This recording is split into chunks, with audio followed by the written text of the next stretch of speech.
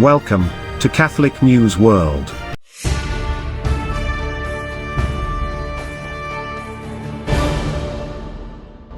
Welcome to Catholic News World.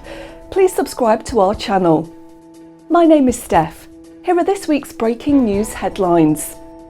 On July 1st, 10 leaders of the various Christian churches and communities of Lebanon, along with their delegations, arrived in the Vatican for a day of prayer and reflection with Pope Francis on the current situation of the troubled Middle Eastern nation and its future, and to implore for the gift of peace and stability. In his message, Pope Francis explained, "We Christians are called to be sowers of peace and builders of fraternity, not nursing past grudges and regrets, not shirking the responsibilities of the present, but looking instead with hope to the future.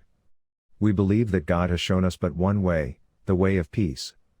The Pope said, "Together, through honest dialogue and pure intentions, we can bring light where there is darkness. Let us entrust every effort and commitment to Christ, the Prince of Peace, so that, as we have prayed, by the uneclipsed rays of His mercy, darkness will flee, twilight vanish, shadows be dispelled and the night recede." Pope Francis released a video message describing the special format for the 2022 World Meeting of Families, and urged diocesan communities to plan initiatives as part of the event. As preparations get underway for the World Meeting of Families set to take place on the 22nd to the 26th of June 2022, Pope Francis is urging Catholics around the globe to take part in the 10th edition of the event. The theme of the meeting will be Family Love, a Vocation and a Path to Holiness. After being postponed for a year due to the pandemic, the desire to meet again is great. The meeting will have a multi-centered and widespread format that will encourage the involvement of diocesan communities all over the world. Rome will be the main venue, and there will be a number of delegates of family pastoral care participating in the Festival of Families, the Pastoral Congress and the Holy Mass. These will be broadcast all over the world. On Canada Day, July 1st, the Archbishop of Ottawa, Canada, acknowledged the contributions of the First Nations to the country and made a commitment to reconciliation with the Indigenous. After the Holy Mass, he made an act of consecration of the nation to Saint Joseph.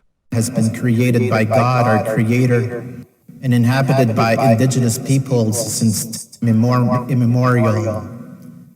We are grateful for the countless generations of indigenous people who have taken care of this land. We recognize and deeply appreciate our connection to this territory.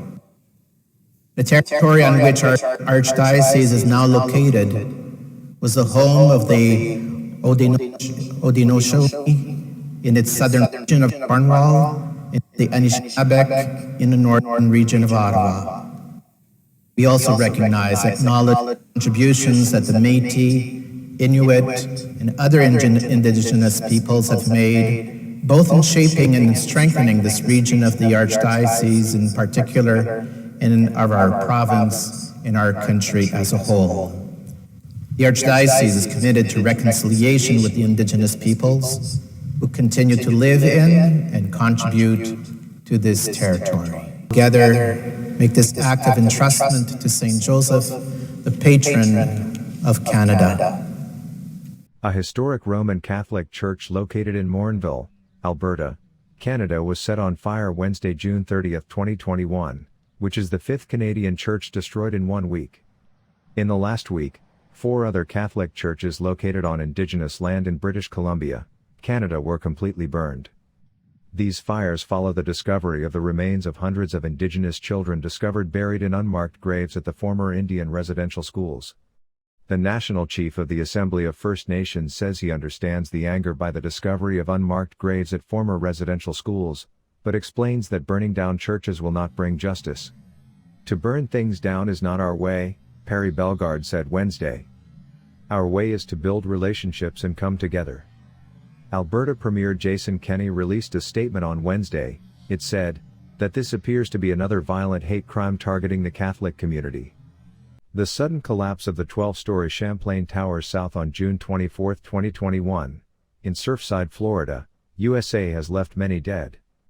Search crews pulled 6 more bodies from the rubble Wednesday. Now the number of confirmed dead is at 18. The number of residents missing stands at 145. Priests in the area are consoling the victims' families. There are many prayer services being held for those involved.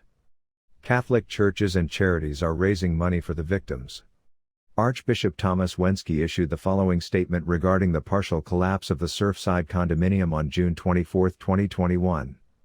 We all woke up this morning learning about the tragic news of the partial collapse of a 12-story condominium in Surfside.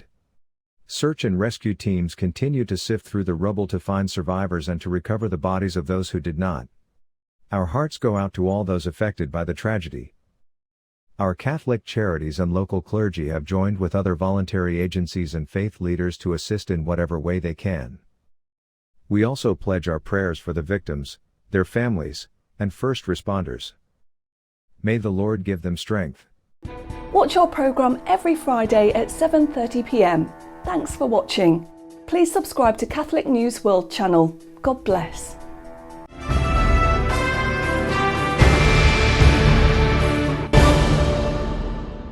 Please subscribe to Catholic News World's YouTube channel.